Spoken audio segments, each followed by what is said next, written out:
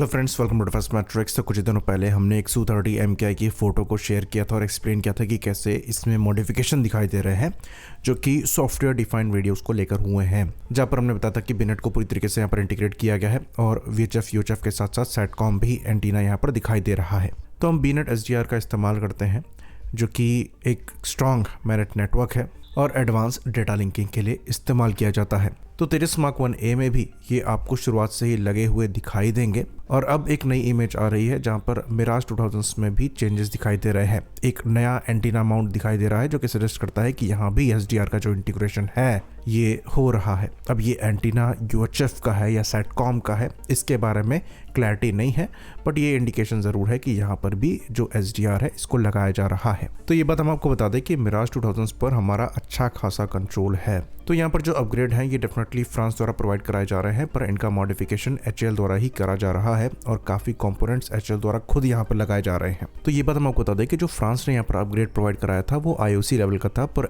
FOC level पर इसको HAL द्वारा पहुँचाया गया है, जिसके अंतर्गत यहाँ पर इंडिया स्पेसिफिक वेपन्स, सेंसर्स और इलेक्ट्रॉनिक वॉरफेयर सिस्टम्स को लगाया गया है और एक अपग्रेडेड मिशन कंप्यूटर को लगाया गया है। तो मिराज अपग्रेड के बारे में इस मामले में ज़्यादा चर्चा नहीं होती है कि जो अपग्रेड फ्रांस ने प्रोवाइड कराया था ये एक्चुअली IOC लेवल का था। उसको FOC पर पहुंचाने की रिस्पॉन्सिबिलिटी HAL की थी, जहां पर डिफरेंट अपग्रेड्स प्लान किए गए थे। इसमें मुख्य तौर पर मिशन कंप्यूटर का अपग्रेड था। तो इस प्लेटफॉर्म में एक इंडियन मिशन कंप्यूटर लगा हुआ है जो कि हमें इनेबल करता है अपने खुद के वेपन्स को इंटीग्रेट करने के लिए और फ्यूचर में सेंसर मॉडिफिकेशन के लिए। तो यहाँ पर FOC कॉन्फ़िगरेशन के अंतर्गत इंडियन स्पेसिफिक वेपन्स को इंटीग्रेट किया गया है, सेंसर्स को इंटीग्रेट किया गया है और EW सिस्टम को इंटीग्रेट किया गया है।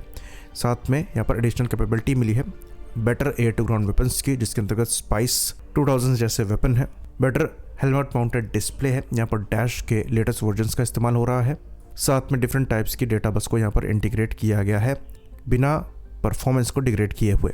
तो ये पार्ट जो है पूरी तरीके से डिज़ाइन और डेवलप HAL द्वारा ही किया गया है, जिसमें मिशन कंप्यूटर भी शामिल है, साथ में सॉफ्टवेयर भी है, सिस्टम डिज़ाइन भी है और IOC से FOC की रिस्पॉन्सिबिलिटी HAL की ही थी।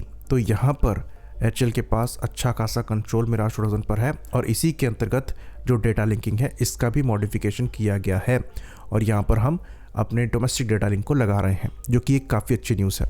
क्योंकि शुरुआत में मिराज 2000 को लेकर ये डाउट रेस किए जाते थे कि हमारा कंट्रोल इन पर बहुत ज़्यादा नहीं है, तो इसमें डेटा लिंक कैसे इंटीग्रेट होगा, दूसरे प्लेटफॉर्म के साथ ये कैसे परफॉर्म कर पाएंगे, लेकिन वो अब परेशानी नहीं है। तो ये जो इमेज आपको दिखाई दे रही है ये एक्चुअली काफ़ी रिलीविंग है। तो ये शोकेस करता है कि ये एयरक्राफ्ट और ज़्यादा लंबे समय तक के लिए रिलेवेंट रह सकता है अगर टाइमली इसका मॉडिफिकेशन हम डोमेस्टिकली करें। फॉर इंस्टेंस अस्त्र मिसाइल का इंटीग्रेशन अगर हम यहाँ पर करने की कोशिश करते हैं तो भले ही रडार की साइड से हमें बहुत ज़्यादा एडवांटेज ना मिले, क्योंकि यहाँ पर जो RDY-3 रडार लगा हुआ है ये एक मैकेनिकल रडार है और जैमिंग इन्वायरमेंट में ये उतना सक्सेसफुल साबित नहीं होगा, लेकिन एयर टू ग्राउंड में आप इसको इस्तेमाल कर सकते हैं, पर एयर टू एयर मोड में, क्योंकि डेटा लिंक यहाँ पर इंटीग्रेट किया जा चुका है तो कोलैबोरेटिव एंगेजमेंट जैसे मिशंस को ये परफॉर्म कर सकता है, यानी कि दूसरे एडवांस रडार वाला एयरक्राफ्ट इनकी मिसाइल्स को गाइड कर सकता है अगर ये advance long range air to air missiles carry करते हैं।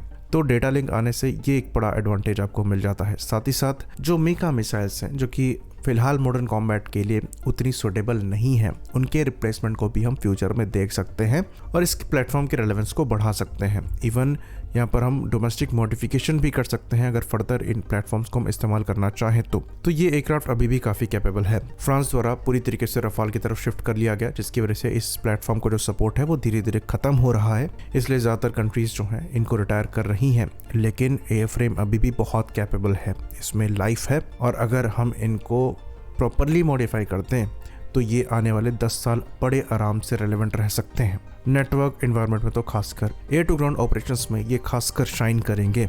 भले ही इनका प्रॉपर मॉडिफिकेशन ना हो, पर मॉडर्न डेटा लिंक के थ्रू इनकी कैपेबिलिटी कई गुना एनहेंस हुई है, क्योंकि ये दूसरे पावरफुल प्लेटफॉर्म के साथ ऑपरेट करेंगे और वहां से इनको प्रॉपर टारगेट इन्फो मिल रहा होगा। तो एयरफोर्स ये जो डेटा लिंक अपग्रेड है इसको बहुत तेजी से कर रही है और अब ये मिराज 2000 तेजस Su-30 MKI के बाद MiG-29 UPGs में भी किया जाएगा, जिस पर अगेन हमारा अच्छा खासा कंट्रोल है।